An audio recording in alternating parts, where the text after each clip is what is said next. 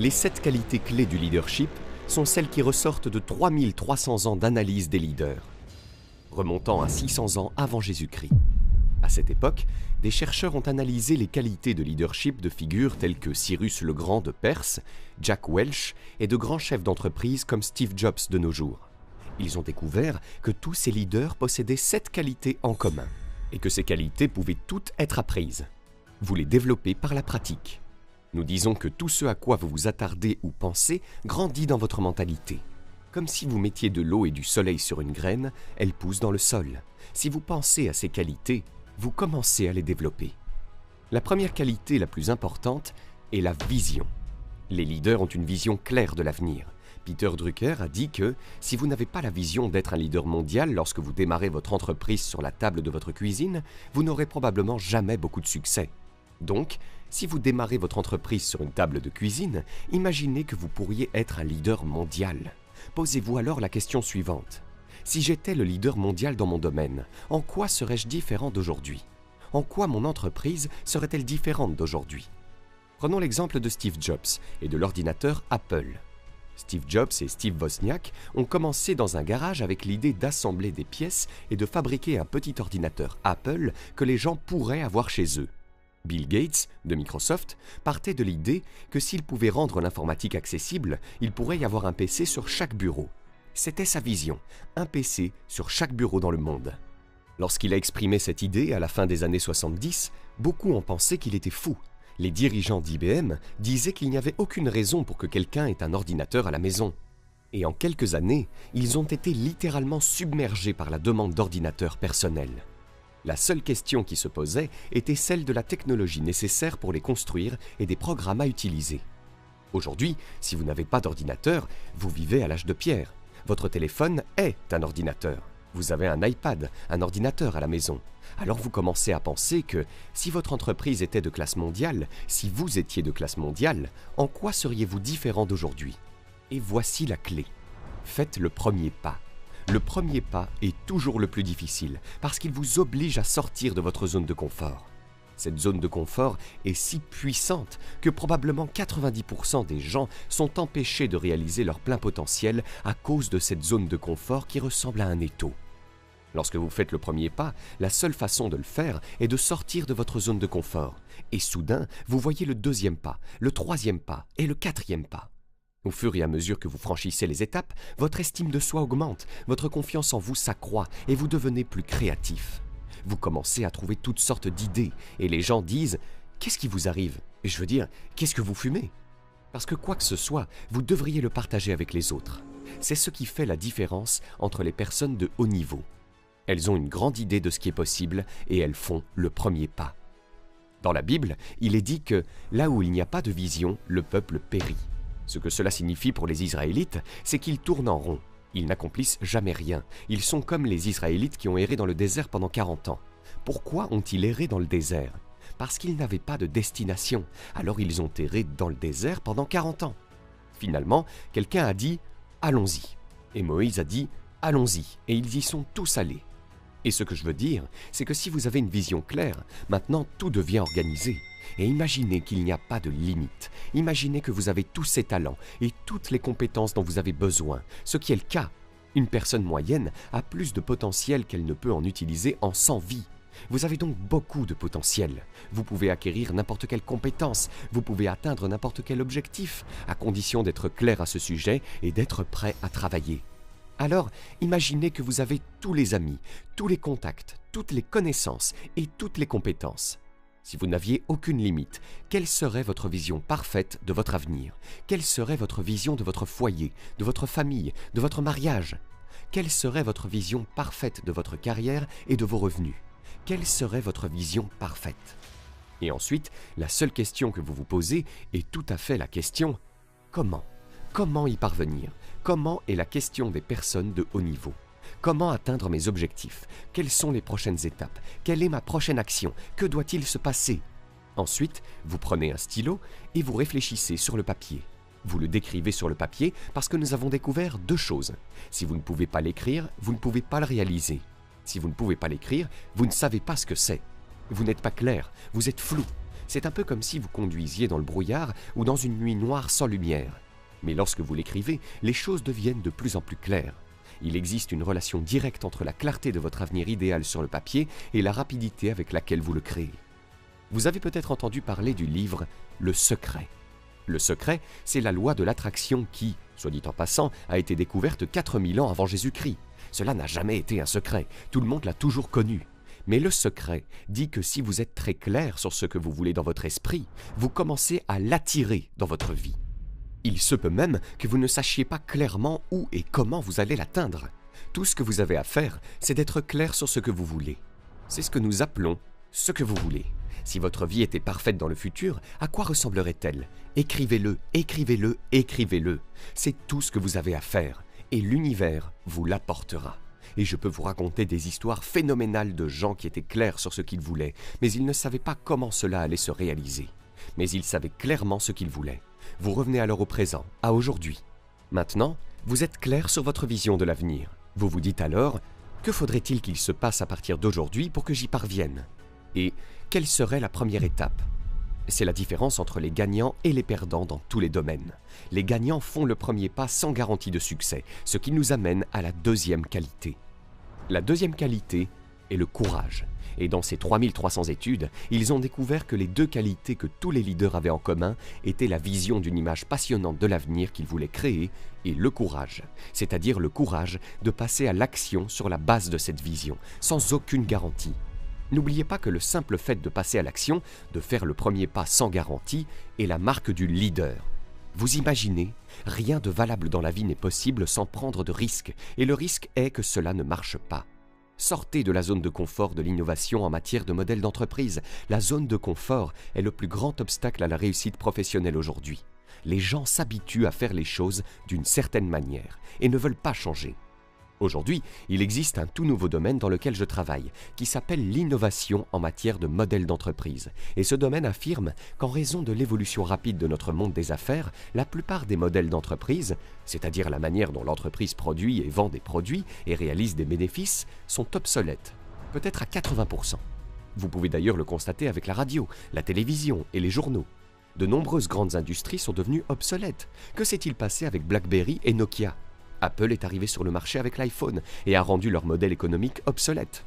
Les entreprises qui dominaient le marché, comme BlackBerry, détenaient 49% du marché mondial des téléphones professionnels. Aujourd'hui, elles n'en détiennent plus que 0,6%. Le fait est qu'elles pensaient que leur modèle commercial était si bon que personne ne pouvait les concurrencer. Quand Apple a présenté un modèle commercial différent pour un téléphone, qui comprenait maintenant plus d'1 million d'applications, de sorte que vous pouvez faire tout ce que vous voulez sur un seul téléphone, quand ils ont présenté ce modèle commercial, vous savez ce qu'ils ont dit? C'est un jouet, les gens ne l'achèteront jamais, seuls les enfants, les adolescents, les jeunes achèteront le téléphone. Et c'est ce qu'ils ont fait, à un rythme d'environ 50 millions la première année, puis 50 millions par trimestre. Puis, ils ont créé l'iPad. Les gens disaient « Non, les gens veulent des ordinateurs personnels qu'ils peuvent ouvrir, démarrer, recharger et sur lesquels ils peuvent taper. » Qu'est-il arrivé au marché des ordinateurs personnels? Il représente aujourd'hui moins de 50%. Les iPads se vendent à 50 millions d'exemplaires par trimestre, à 200 millions par an. Et ils ont fait d'Apple l'entreprise la plus précieuse de l'histoire du monde. Comment cela se fait-il? Parce qu'elle disposait d'un nouveau modèle d'entreprise. Ce qu'il y a de formidable avec l'innovation en matière de modèle d'entreprise, c'est qu'il s'agit d'une compétence. Et que savons-nous de toutes les compétences en matière d'entreprise? Elles s'apprennent toutes. Comme vous pouvez apprendre, mais vous devez sortir de votre zone de confort. Vous devez cesser de défendre l'ancienne façon de faire. C'est la chose la plus difficile pour toutes les entreprises. Le plus grand obstacle est que les gens ne changent pas parce qu'ils sont tellement à l'aise avec l'ancienne façon de faire. La troisième qualité d'un leader intègre, dans le monde entier, est l'intégrité, ce qui signifie que les leaders sont honnêtes et dignes de confiance. Les gens leur font-ils confiance? Vous voyez, il est impossible de suivre quelqu'un si vous ne le croyez pas, si vous ne croyez pas que ce qu'il dit est vrai. Et la plus grande erreur que peuvent commettre les leaders est de faire une promesse et de ne pas la tenir, ou de dire qu'ils feront quelque chose et de ne pas le faire. L'intégrité est donc considérée comme la compétence la plus importante. En fait, elle vient même avant le leadership, la vision et le courage. Si vous êtes un leader et que vous avez la réputation de ne pas dire la vérité, vous serez rapidement mis à l'écart et tout le monde le saura. Tout le monde saura qui vous êtes et alors, vous serez fini. Il y a de nombreuses années, j'ai travaillé pour un homme. Je me suis assis dans son bureau et je l'ai regardé faire quelque chose que je n'ai jamais oublié. Cet homme avait commencé comme médecin et gagnait bien sa vie. Il a commencé à faire de petits investissements après ses heures de travail. Il a fini par travailler dans un grand hôpital où il rencontrait des hommes d'affaires dans son bureau. Il investissait son argent supplémentaire dans de petits investissements, puis dans des investissements plus importants, et enfin dans des investissements encore plus importants. Cet homme avait un caractère incroyable. Tous ceux qui le connaissaient savaient qu'il était l'un des hommes les plus honnêtes au monde. Au fil du temps, il a commencé à gagner beaucoup d'argent parce qu'il avait un excellent esprit d'entreprise. Il possédait 200 entreprises. J'ai dirigé 3 de ces entreprises. J'ai commencé au bas de l'échelle, puis j'ai gravi les échelons, etc. Un jour, il m'a demandé d'élaborer une proposition commerciale pour une nouvelle entreprise. Je le lui ai remis et il l'a envoyé à la banque. La banque l'a rappelé et lui a dit « Nous aimons cette proposition commerciale et nous aimerions la financer ». Au téléphone, la banque a accepté de lui prêter 50 millions de dollars pour un nouveau projet. D'autres personnes moins réputées n'ont pas pu emprunter 50 millions de dollars, mais lui a pu emprunter 50 millions de dollars sur un coup de téléphone et sur sa parole, parce que tout le monde lui faisait confiance. Ils ont dit « Nous savons que si nous prêtons de l'argent à cet homme, nous ne risquons rien ». Les banquiers aiment faire des prêts sûrs. C'est la chose la plus importante dans la banque, faire un prêt sûr, un prêt dont ils savent qu'il sera remboursé intégralement avec les intérêts. Le 4e point est donc la responsabilité. Les leaders ne critiquent pas et ne se plaignent pas. Lorsque vous critiquez quoi que ce soit ou qui que ce soit, vous vous affaiblissez. Et lorsque vous vous affaiblissez, vous devenez petit. Vous voyez, quand vous critiquez les autres, vous dites « Je suis une victime, je suis une victime, je suis une victime. Vous ne pouvez pas me blâmer, je suis une victime. » Alors ne blâmez pas et ne critiquez pas, parce que cela vous rend faible et cela n'affecte pas l'autre personne. Les leaders ne cherchent pas d'excuses. Dans les académies militaires, chaque fois que vous êtes confronté à un officier supérieur, et disons que votre cravate est de travers ou que votre veste n'est pas repassée, en tant que cadet, vous ne pouvez donner qu'une des 3 réponses suivantes. Oui, monsieur. Non, monsieur. Pas d'excuses.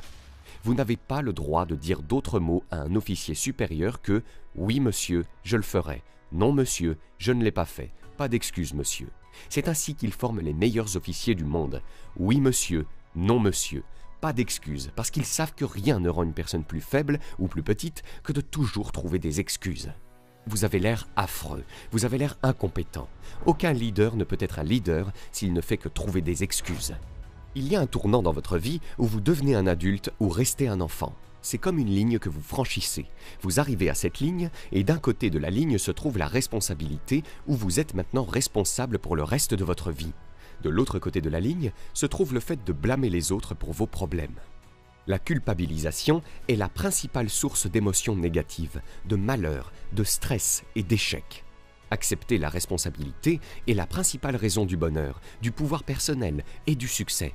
Lorsque vous franchissez la ligne, vous dites « À partir de maintenant, j'accepte l'entière responsabilité de ma vie et de tout ce qui m'arrive. » Si vous avez un objectif, vous acceptez la responsabilité de l'atteindre. Si vous avez un problème, vous acceptez la responsabilité de le résoudre. Mais quoi qu'il arrive, vous ne blâmez pas les autres. Blâmer vous rend faible et en colère. Vous vous sentez inférieur et peu sûr de vous. Henry Ford a donné un jour cette devise pour la réussite, et je l'utilise tout le temps. Je l'utilise tout le temps. C'est « ne jamais se plaindre, ne jamais expliquer ». La 5e qualité des leaders, qui pourrait être la première, est l'excellence. Les leaders fixent des normes élevées. L'histoire d'Henry Kissinger, lorsqu'il était secrétaire d'État, est célèbre. Des milliers de personnes travaillaient pour lui, et un cadre supérieur lui a remis un rapport sur un domaine particulier de la politique étrangère. Le lendemain, il est revenu et Kissinger lui a dit « Ce rapport n'est pas assez bon, il faut que vous le refassiez. » Il a répondu « D'accord », l'a emporté et y a travaillé pendant 2 jours. Il l'a ramené le lendemain et Kissinger l'a convoqué et lui a dit « Ce n'est toujours pas assez bon, vous devez faire mieux. » Il y est retourné et y a passé 3 ou 4 jours, tout le reste de la semaine et le week-end, pour finalement le présenter la semaine suivante. Il a dit « Monsieur, je ne peux pas faire mieux. C'est le rapport le plus abouti, le plus cohérent et le plus précis que je puisse réaliser. » Kissinger lui répond « D'accord, je vais le lire pour la première fois. » C'est une histoire intéressante parce qu'il exigeait des normes très élevées alors qu'il dirigeait la politique étrangère des États-Unis pendant plusieurs années au cours de l'une des périodes les plus importantes de l'histoire. Les dirigeants s'efforcent donc d'atteindre l'excellence dans leurs produits et leurs services. Ils s'efforcent constamment de le faire. Une étude a récemment été menée sur les petites et moyennes entreprises américaines à la croissance la plus rapide. En 3 ans, ces entreprises ont vu leur taille et leurs bénéfices multipliés par 10, 20, 50 et 100. L'une d'entre elles a connu une croissance de 42 000% en 3 ans. 42 000%, c'est-à-dire 4 200 fois plus qu'au début et 3 ans plus tard. C'est incroyable. Ils ont ensuite étudié le facteur le plus important de la réussite de ces entreprises, toutes dans des domaines très compétitifs, avec une concurrence énorme et qui ont démarré sans argent. Le premier facteur était la qualité. Les produits et services qu'elles produisaient étaient reconnus comme étant de première qualité. Et les dirigeants de ces entreprises se concentraient intensément sur l'amélioration de la qualité. C'est ce que nous appelons l'amélioration continue et sans fin. Chaque jour, ils cherchent des moyens d'améliorer leurs produits et services et la manière dont ils s'occupent de leurs clients. Et parfois, un petit changement peut faire une énorme différence. Le 6e élément est la communication. Les dirigeants sont de bons communicateurs. Il existe un lien inextricable entre le leadership et la communication. Ceux qui dirigent sont ceux qui peuvent parler clairement de ce qu'ils croient, et ceux qui peuvent parler clairement de ce qu'ils croient sont ceux qui dirigent. Imaginons que nous soyons en excursion, une excursion de 3 heures sur un bateau, et que nous échouions sur une île déserte. Nous voilà tous échoués sur une île déserte. La question est de savoir comment nous allons quitter l'île. L'un d'entre nous se lève et dit « Je vais diriger ». Nous aimons ça, nous sommes des animaux sociaux, nous apprécions le leadership. Et il se lève et dit « Bon, qui a des idées ? Vous pensez qu'on devrait faire un feu. J'aime bien, c'est bien. Vous pensez qu'on devrait chercher de la nourriture. Bien, bien, bien. Vous pensez qu'on devrait construire un bateau. C'est bien, je l'aime bien, d'accord. Votons. » Au même moment, quelqu'un d'autre se lève et dit « En arrivant sur la plage, j'ai vu des mâts à l'ouest de l'île et j'ai aperçu de la fumée, ce qui indique qu'il y a un village de pêcheurs là-bas. Si nous pouvons atteindre ce village de pêcheurs, nous pourrons trouver de l'aide. Cependant, il va falloir traverser cette forêt pour y arriver et je ne sais pas comment la traverser. J'aurai besoin d'aide, mais si vous voulez m'aider, je le ferai volontiers. Et si vous ne voulez pas m'aider, ne vous inquiétez pas. Lorsque nous aurons de l'aide, nous reviendrons vous chercher. La question que je vous pose est la suivante. Qui voulez-vous suivre ? Nous voulons suivre le second. Il n'y a pas de preuve montrant que ce village de pêcheurs existe. Il n'y a pas de photographie et personne d'autre ne l'a vu. La seule chose que nous avons, c'est sa conviction, sa croyance absolue en l'existence de ce monde que nous ne pouvons pas voir et sa capacité à exprimer cet état futur avec des mots qui nous attirent. Nous nous porterons volontaires pour l'accompagner, peut-être même en prenant des risques personnels. Je ne sais pas comment traverser la forêt, je ne sais pas comment couper les arbres, mais j'irai parce que je crois que c'est important. Pas pour moi, mais pour l'ensemble du groupe. L'ironie, c'est que notre propre survie dépend de notre capacité à nous entraider. Voilà l'ironie, et c'est parti. Nous nous rassemblons, nous choisissons de prendre le risque, nous choisissons de suivre, nous nous portons volontaires pour le suivre, et nous traversons ces bois. C'est difficile, nous devons traverser des rivières, contourner des rochers et abattre des arbres. Et finalement, nous arrivons à l'endroit où il avait dit que se trouvait le village de pêcheurs, et il n'y a pas de village de pêcheurs. Nous a-t-il menti? Avons-nous été trompés? Nous lui demandons « Où est le village de pêcheurs? Vous avez dit qu'il y avait un village de pêcheurs. Vous avez dit que si nous pouvions venir ici, nous pourrions survivre. » Il se tourne vers nous et nous dit « Je croyais qu'il y avait un village de pêcheurs, mais cela n'a pas d'importance, parce que regardez ce que nous avons réussi à faire.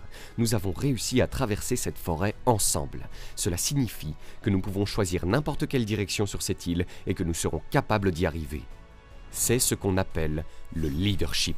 Lorsque les gens croient en ce que vous croyez, ils travailleront pour vous avec du sang, de la sueur et des larmes. Quand ils ne croient pas en ce que vous croyez, ils travaillent pour votre argent. Le but n'est pas de s'entourer de personnes qui ont besoin de ce que vous avez. Le but est de vous entourer de personnes qui croient en ce que vous croyez. La 7e qualité du leadership est l'action. Il y a de nombreuses années, lors d'une conférence, j'ai parlé à Rich DeVos, alors qu'il était en pleine ascension. Rich DeVos, le président d'Amway, qui pèse aujourd'hui 5,3 milliards de dollars, a commencé par frapper aux portes en vendant du savon et il a gravi les échelons. Je lui ai demandé « Qu'avez-vous découvert? Quelle est la qualité la plus importante des personnes qui réussissent ?» Et il m'a répondu « Brian, il m'a dit que nous avons découvert qu'il existe une relation directe, je me souviens encore de ce qu'il m'a dit, entre la rapidité avec laquelle une personne passe à l'action sur une nouvelle idée et la probabilité qu'elle passe à l'action sur n'importe quelle idée. » L'orientation vers l'action est donc essentielle. Nous observons les gens, tout le monde entend les mêmes choses, les mêmes idées, mais nous observons ensuite la rapidité avec laquelle ils passent à l'action. Et si une personne passe rapidement à l'action sur une nouvelle idée, ses chances de réussite augmentent de plusieurs centaines de pourcents. Et le plus merveilleux, c'est que lorsque vous passez à l'action, vous bénéficiez de 3 avantages. Le premier est que vous obtenez un retour d'information, ce qui vous permet de vous autocorriger. Toute la vie est un processus d'expérimentation, de retour d'information, de changement et de correction. C'est toute la vie. Deuxièmement, vous avez des idées. Il y a quelque chose dans le fait d'agir qui déclenche votre créativité. Cela vous rend plus intelligent. Cela active une plus grande partie de votre cerveau. Rester assis passivement ne fait rien, mais agir illumine votre cerveau comme un sapin de Noël. Et le troisième facteur, c'est que l'action vous donne confiance en vous. Votre confiance en vous augmente au fur et à mesure que vous agissez dans le sens de vos objectifs. Plus vous avez confiance en vous, plus vous êtes créatif, plus vous avez d'énergie, plus vous êtes heureux. Vous avez l'impression de contrôler votre vie, vous vous sentez puissant. Et c'est pourquoi la différence, la règle des 80-20 dont nous avons parlé, les 20% de personnes les plus performantes dans chaque société et dans chaque entreprise sont proactives. Ils agissent en permanence. Les 80% inférieurs sont passifs. Ils attendent que quelqu'un d'autre vienne leur dire quoi faire. Ainsi, puisque vous êtes très proactif, vous êtes évidemment dans le top, probablement le top 10% de votre domaine. Et les personnes qui font partie des 10% les plus performants sont celles qui bénéficient de toutes les récompenses. Ce sont eux qui gagnent tout l'argent. Ce sont eux qui font tous les progrès. Peut-être pas à court terme, mais à long terme. À présent, vous pouvez découvrir gratuitement 5 idées de chaîne YouTube pour générer 1 000 € par mois sans montrer votre visage, en cliquant sur le premier lien dans la description de cette vidéo. Et si vous avez aimé cette vidéo, cliquez sur le bouton j'aime et abonnez-vous à la chaîne maintenant pour ne rien rater.